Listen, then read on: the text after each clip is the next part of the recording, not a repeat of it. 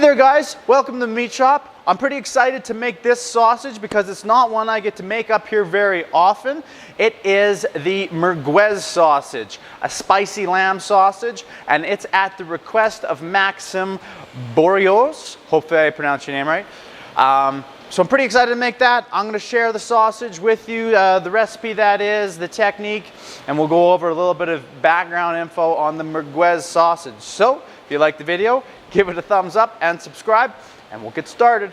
All right there guys, let's get started on the spicy lamb merguez.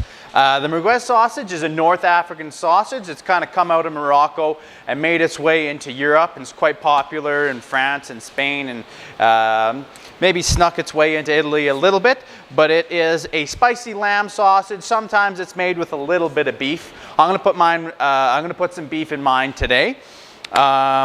It's also sometimes pronounced the Merguez or Maracas, but Merguez is kind of the more popular name that it goes by nowadays. And like I said, it's lamb predominantly, and then sometimes it's made out of beef. So today we're going to make ours out of lamb and beef. So I have 2.5 kilograms of ground lamb. So I ground it once on a coarse grind and finished it on a fine grind. And it is basically a blend of trim off of lamb that I've cut. So that stuff, you know, when you're squaring up cuts, you save them, set them aside, grind them, and a lamb shoulder. And I've removed the tendons and bits of gristle and stuff. So that's what my lamb ground is made out of. So that's 2.5 kilograms of lamb, and I'm putting in 500 grams of beef. So that's 5 and a bit pounds of lamb, 1 pound of beef. So it's just over 6 pounds total. And this beef is made out of top sirloin with some back fat and brisket fat in there. So this is about an 75-25 ratio, 75% lean, 25% fat on the beef.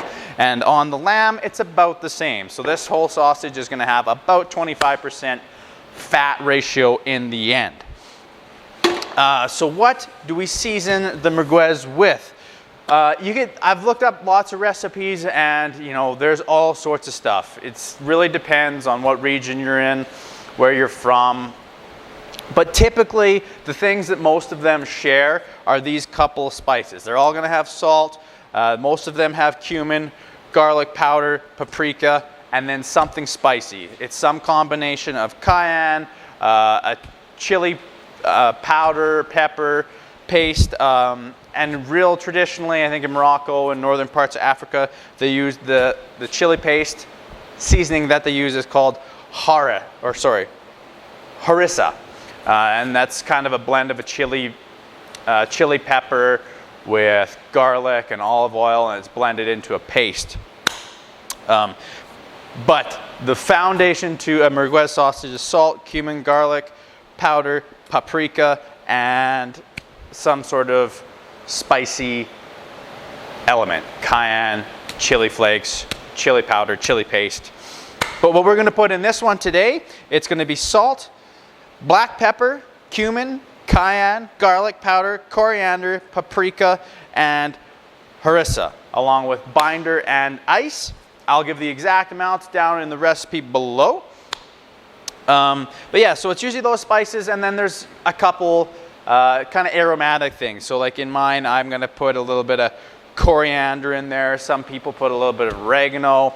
I've seen some people substitute out red wine for the water that I'm going to put in later, or a little bit of olive oil.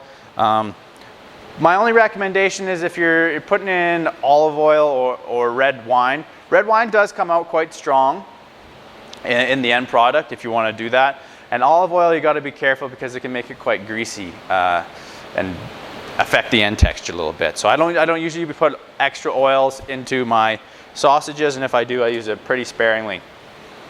So we'll put these together in my big mixing bowl. 500 grams, 1 pound of beef, top sirloin, brisket, and back fat, and my lamb trim and lamb shoulder.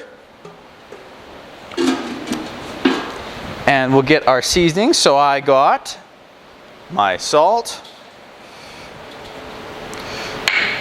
my cayenne pepper, my paprika. And I guess I should give the ratios to you guys now. So salt is the biggest ingredient. Paprika is the second biggest ingredient. So that's where you get a lot of your flavor for, and coloring of the sausage. They're known to be little kind of red links. It's also a fresh sausage. As you know, there's no curing this. We're not going to smoke it. You would cook it on a grill or over a barbecue or in a pan. Then we got garlic is probably the next biggest spice. So salt, paprika, garlic. And then cayenne we've got in there already. A little bit of black pepper. Here's the coriander. A little bit of cumin. Love the smell of cumin. And I use dry powders for everything, guys, because I find I get more consistent results that way. I run a meat shop, so if I'm using dry powders, if I make it this time, I know it's going to be the exact same as next time. Vegetables aren't out of season and stuff like that. And then this isn't harissa, but this is a ground chili paste, so I thought I could substitute that in. I'm up here in Canada. There's not a lot of Moroccan grocery stores around me, if you Google Rimby. So I have just a chili paste. It's a garlic chili kind of oil paste, and I'll sub that in. And I use that at 5 grams per kilogram. Get that all in there, because I like stuff spicy. Well, and a little bit of binder. Now you guys don't have to use a binder, and I usually get the question, well, what is binder? Binder is added protein that helps the protein extraction process, so it locks all your sausage together. It helps hold moisture in, so you get that firm texture. It's not really crumbly. Then I'll add some water, which I'll measure out right now, and be right back. Okay, so I got the water, doing 3 kgs. I usually add 10% water to my fresh sausages. Helps keep a moisture in the cooking process, and it's going to help evenly distribute the spices. That's the reason we add water. And that binder I just mentioned a second ago helps keep the water in the sausage, and helps this all stay locked in and bound for a juicier end product. So that looks pretty good, guys. You can see that spices looking red already. That trademark red color of the Merguez spicy sausage links. And as you've maybe seen in my other videos, right now I suggest thoroughly mixing it until you get adequate protein extraction. That means the salt is talked to the meat, and the meat is talked to the binder, and they've all stuck together and they're sticking to your hands. That's how you know at that point you're going to have a good texture in your end product. You want it nice and the casing nice and full to snap. You don't want it crumbly. So I'll mix this for a couple minutes, guys, and I'll show you what I'm talking about. Just be sure to thoroughly toss it around. Make sure the sausage, the spices get mixed right through the sausage. You don't want any clumps of cayenne or black pepper hitting you in the mouth. So I'll be right back when I'm done. All right, guys, I've been mixing for a few minutes here now. The nice white specks of fat have kind of turned red with the paprika, cayenne, and chili paste I put in there. So it's looking pretty good. You want to keep your meat as cold as possible, I forgot to mention, before you start mixing, so you got a little while to mix up. You want to keep your meat cold, 0 to 5 degrees Celsius, 32 to 41 Fahrenheit, and you grab a chunk, sticks to your hand, it's done. Oh, that little chunk didn't, but that stuff is there, so. You've got adequate protein extraction. So we'll load this into the stuffer and stuff these guys up. The traditional casing you would use for these is a lamb casing. So that's 18 to 22 millimeter natural lamb casing. I thought I had some, but I don't. So I'm going to use, collagen 29 or 22 millimeter casings for you. So those can be substituted out if you don't have lamb casings. So I'll stuff this into the stuffer, and we will start the stuffing process. Stuffing into the stuffer is the same for every sausage, no matter what you're doing. Get a big handful and make sure you jam it in there and work out the air pockets. So I'll do that and bring the camera in closer for you guys. Okay there, guys, I got it all loaded into the stuffer. And these are the casings I'll be using today. They come out like that, and it kind of simulates the lamb casing. It's the same as a breakfast sausage casing, or you could stuff a pepperoni into those. So that's what I'll be using today since I don't have any lamb casings. And all you do is you simply, my horn isn't big enough, normally or small enough, sorry, normally you should just sleeve over and you just put the whole tube on. But I have to feed mine on, so I will do that now. I won't make you watch because it's boring. But you just get that started over the horn. You don't have to wet these guys, you can stuff them from dry. They don't need to soak for a half hour. Sometimes and you just feed them on there, like so, or sleeve it on if your horn's big enough. I'll do that and stuff some merguez. All right, guys, so there we go. Got it loaded on, and as always, you control the firmness by how hard you grip. And I got a little bit come out already here, so you basically just pinch till that's full, and then start stuffing. They got that beautiful kind of dark red color, the beef and lamb combination. Now I should have expanded on that more. The reason I put some beef in is that it kind of milds out the lamb, is why I put it in. So if you have a little bit older animal, you kind of have the mutton class lamb, you can put a little bit of beef in and mild it out. This recipe also works good with goat meat. You could use goats instead. But I like it just a little bit more mild, so I put that little bit of beef in there.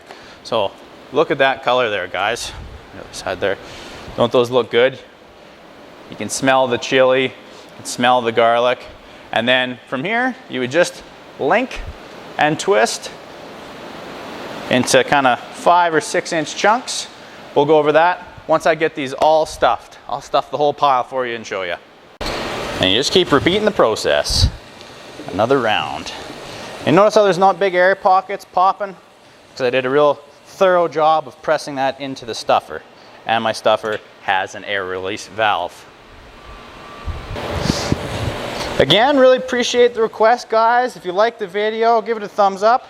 There's the end of it. If there's anything else you'd like to know or thought I missed, let me know.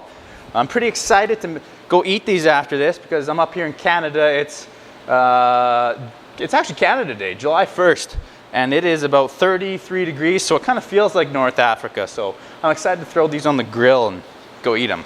But that's the whole batch there. You know, sometimes I see guys coil them up like this, kind of like a bourreau. Should nip that little end off though. Coil them up like this. You can see that there. And they're doing a big get together or whatever. They'll coil them up like this and throw a couple skewers through. Bring that in a little closer for you to see.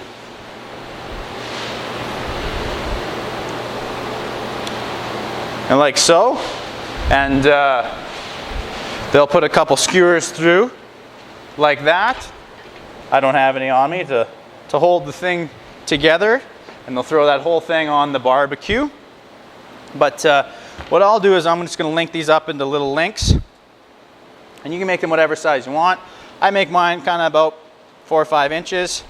So I got the end here. Pinch, 4 or 5 inches, pinch. Then I hold it there, 4 or 5 inches again, and spin towards myself 3 times. Pinch, hold, 4 to 5 inches, pinch, twist. I wish you guys could smell these. And that's it. Twist the other one.